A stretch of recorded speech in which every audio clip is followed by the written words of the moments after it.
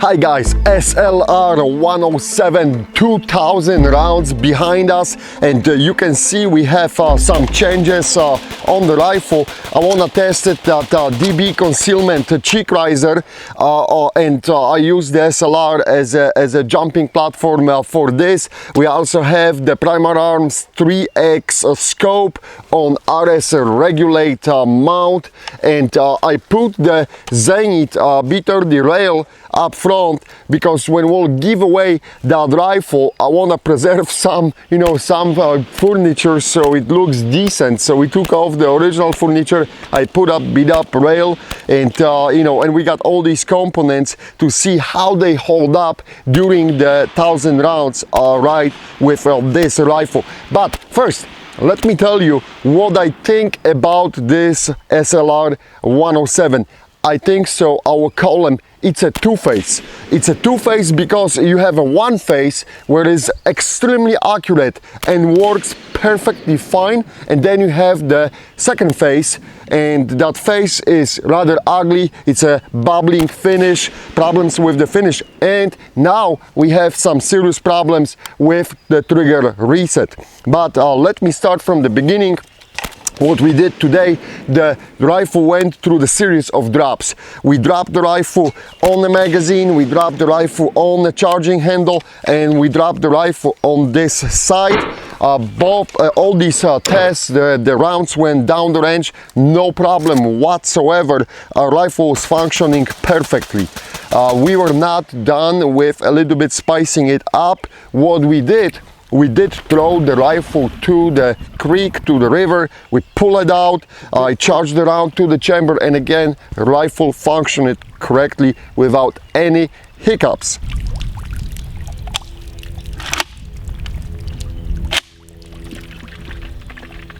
Okay, round in the chamber.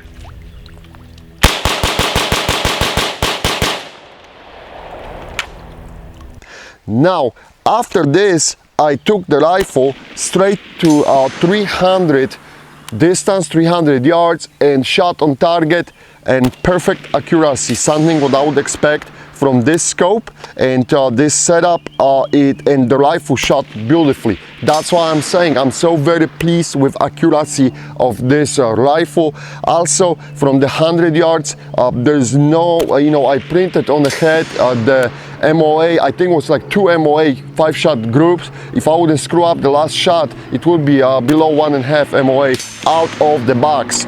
So rifle is very, very accurate. Now, as far as cycling problems, guys, when we were testing we were doing the magazine dumps a few times today, what happened was there was a fail of the reset on the trigger. There was a perfectly fine round in the chamber, but the trigger didn't reset. Malfunction.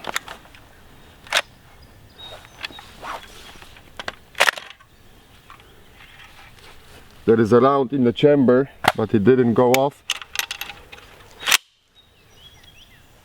The primer wasn't struck, and it had, like, in one case it was very, very dangerous.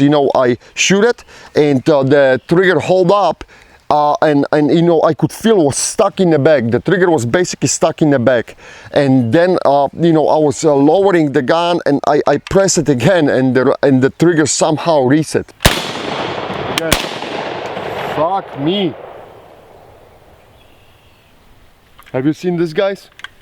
That's a problem with the trigger.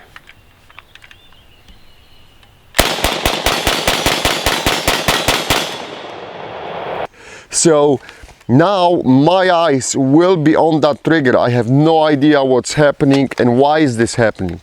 But let's have a look inside. The scope is out, and let's see what we have inside the rifle. Of course, I cleared the rifle before, so don't jump in the seat, don't get a heart attack.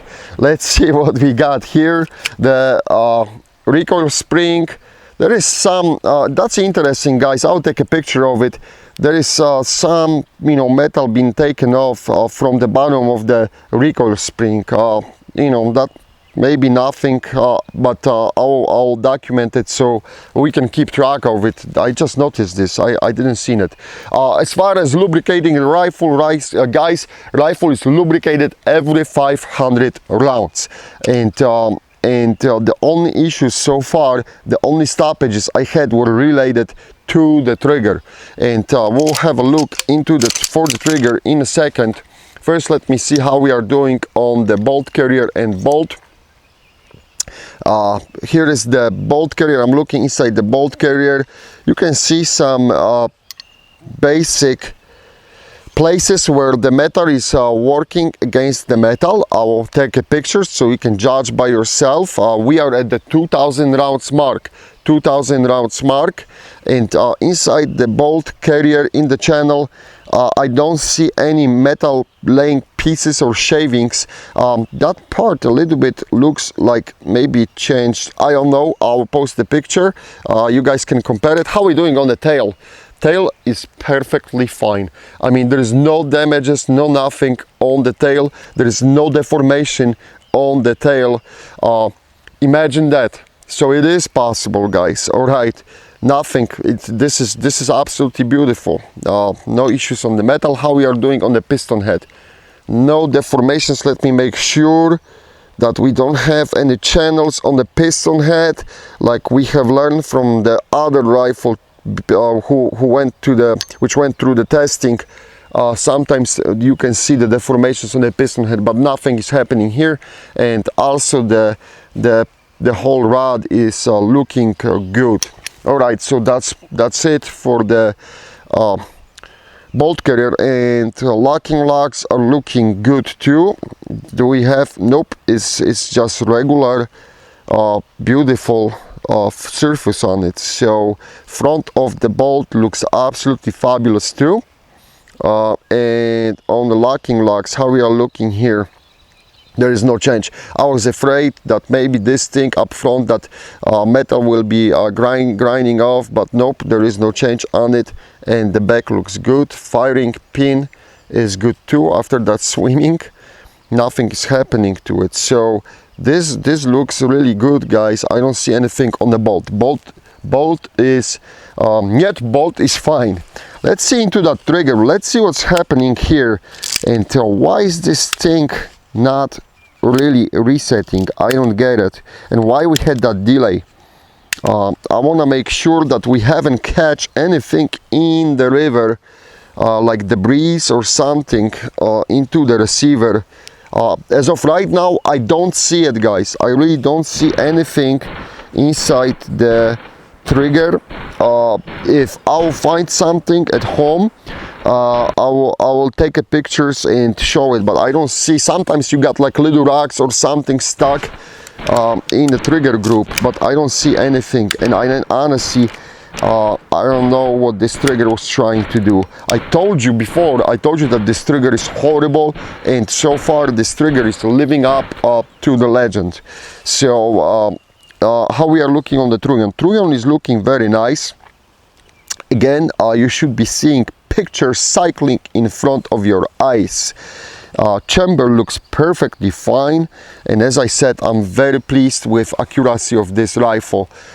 They did a good job on that part. And how we are doing with magazine well, since we are dropping. See, one guy pointed this out. This is from Arsenal when they were opening the magazine well. That's a nasty cut on this side. That doesn't look nice, but it's a cosmetic issue. But for those who are like perfectionists and they like everything looking nice, that's not really nice looking. But everything here, the Trunnion, the magazine well, that looks perfectly fine. The rivets are looking so far good. That's a nasty rivet on that rail, but it locks up, the mount locks up to the rail very nicely. Other than this, yeah, and that river stays fine. No rivets are moving, nothing so far. And we continue to burn off the finish, whatever left from it. And we'll see now after the river how that finish or whatever is underneath of that flaky paint if we're going to have the rust problems, because I'm not going to clean this rifle whatsoever until the test is done, and then we'll see, you know, if there are any troubling issues. Let me see the rear of the rear post, I mean rear leaf, because we're dropping the rifle on the concrete, and nope, it's perfectly fine. It didn't crack, it didn't bend like some other rifles. Also, how we are doing with the leaves up front, nope, they are staying strong, nothing moved, and they are looking good as well. So how is that cheek riser? Did the cheek riser survive? Yes, cheek riser survived. This is looking good, and everything here is just perfectly fine. I don't see any issues. Let me remove the gas tube. The gas tube is good too, and it's looking good, actually, to be honest with you. It was less burning of the paint in this episode than it was in the beginning. So, and we were watching temperature as well. We always watch temperature, guys. Today was a little bit more longer distance shooting, and you know, different kind of shooting. So but we still, you know, went through the 1,000 rounds. It's just not at the fast pace as the first ones. And the scope survived as well. It took a little bit beating here, but you know what, it doesn't really matter. It's just the cosmetics from the drops, and scope is holding 0. So this seems to be a very nice setup. This seems to be a very nice setup. We have that setup in the store right now, because I really like that shit. I'm testing the scope for over 6 months right now, and the Primary Arms finally released it. And but I want to do you know, like a drops and swimming test to make sure, because we're always testing only for the different ranges to make sure that the reticle is working correctly. All right, gas block is looking great too. And that's pretty much it, guys, for the 1,000 rounds on SLR107. Please let me know if you have any questions, if you want to see something, and I'll make it happen. I will take a better pictures if you want to see something. Things to watch for the next episode. For sure it will be that trigger group, and I will again put a little bit more pressure on the barrel components, and we'll see how the rifle is holding up after the swimming test. Thanks for watching. Thanks for being with us. See you next time. To go or not to go? That is the question. Let's see. And I cannot close it. So still good. Still didn't change. It was a no-go gauge. As you can see, CIP no-go. And that's after 2,000 rounds. Perfectly fine. Go see if SpongeBob lives there.